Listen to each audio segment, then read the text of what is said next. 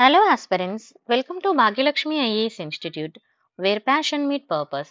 So ఈరోజు మనము Indian geography or geography okay geography ఇందులో వరల్డ్ జాగ్రఫీ వస్తుంది అండ్ ఇండియన్ జాగ్రఫీ వస్తుంది. అసలు జనరల్గా జాగ్రఫీ అనేది దేనికండి? UPSC, TSPSC, APPSC or any other state exam.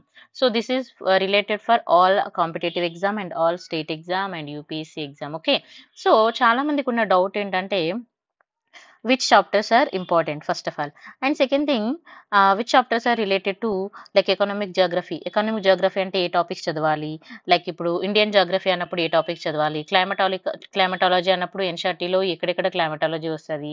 ఇలా మనకి చాలా డౌట్స్ ఉంటాయి అన్నట్టు. అంటే సిక్స్త్ క్లాస్లో క్లైమటాలజీ ఎక్కడుంది, మళ్ళీ సెవెంత్లో ఎయిత్లో ఎక్కడుంది, నైన్త్లో ఎక్కడుంది, టెన్త్లో ఎక్కడుంది. సో ఇలా వస్తుంది.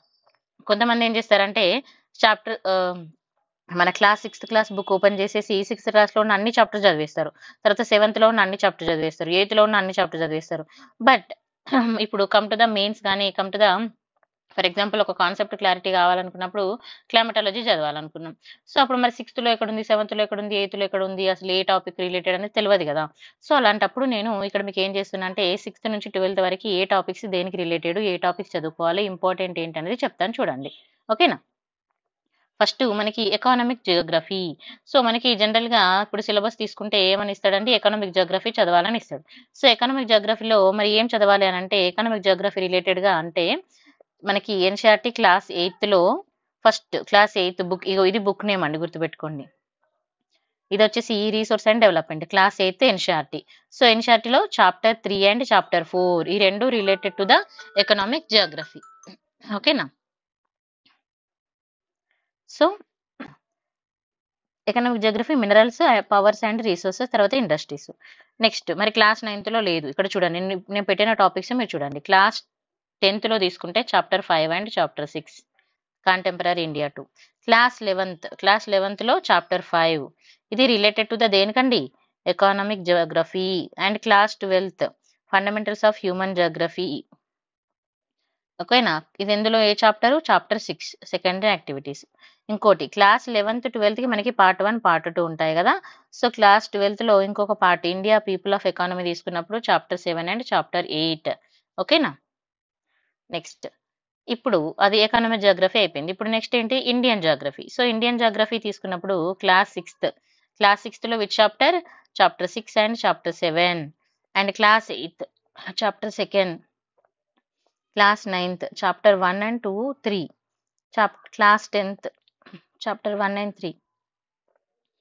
Class 11th chapter 1, 2 and 3, 6. ఇవేంటి మనకి ఇండియన్ జియోగ్రఫీకి.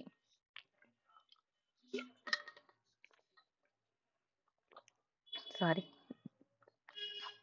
నెక్స్ట్ క్లాస్ 11th తీసుకుంటే ఇక్కడ fundamentals of physical geography book అండి. క్లాస్ 11th లో చాప్టర్ వచ్చేసి 6 geomorphic process. Next class 12th తీసుకుంటే ఇండియా అండ్ పీపుల్ ఎకానమీ అని చెప్పాను కదా, 2 బుక్స్ ఉంటాయని.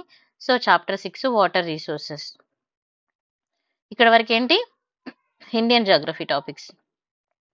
నెక్స్ట్ ఓషనోగ్రఫీ తీసుకుంటే క్లాస్ 6th లో చాప్టర్ 5, క్లాస్ 7th లో chapter 5 water, and class 11th లో చాప్టర్ 4, 13 and 14. ఓకేనా. ఇదేంటి oceanography. Next certification of human geography and GC Leong తీసుకున్నప్పుడు ఇక్కడ జీసీలియన్ లో చాప్టర్ 11 and 12 అండి.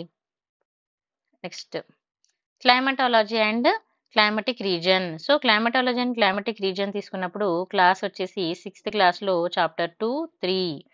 7th క్లాస్లో తీసుకుంటే chapter 4. 11th class chapter 8, 9 and 10, 11, 12.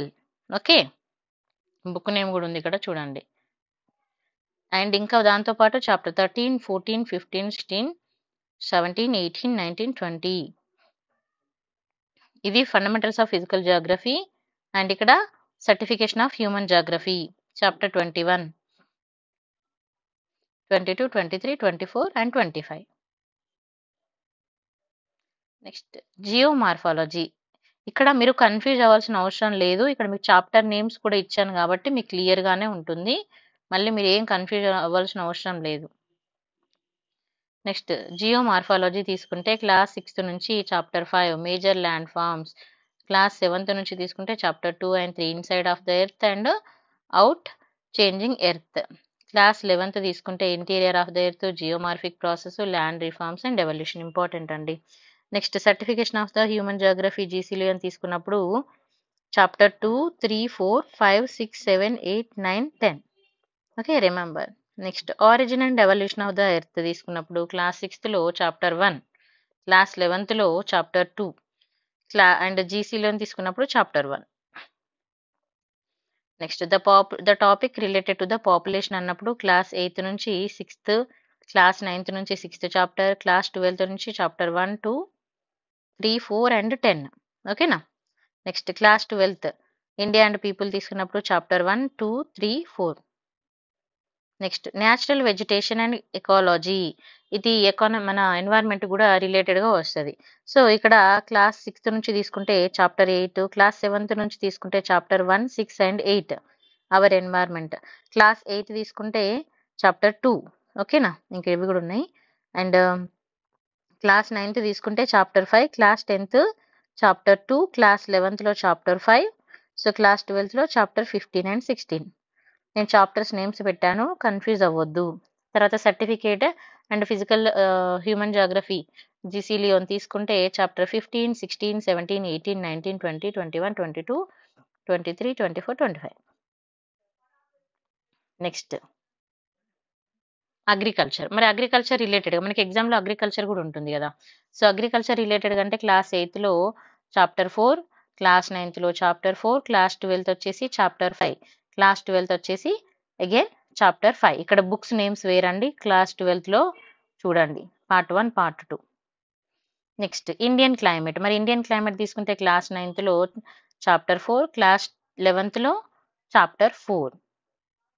Next development of Indian context తీసుకుంటే క్లాస్ 11th తీసుకుంటే human environment chapter 7, class 8th resources, class 10th C1 chapter 1, chapter 7, class 12th chapter 7, 8, 9 and chapter 12 class 12th Indian and people economy తీసుకుంటే 11th, 10th, 9th అండి. ఓకేనా.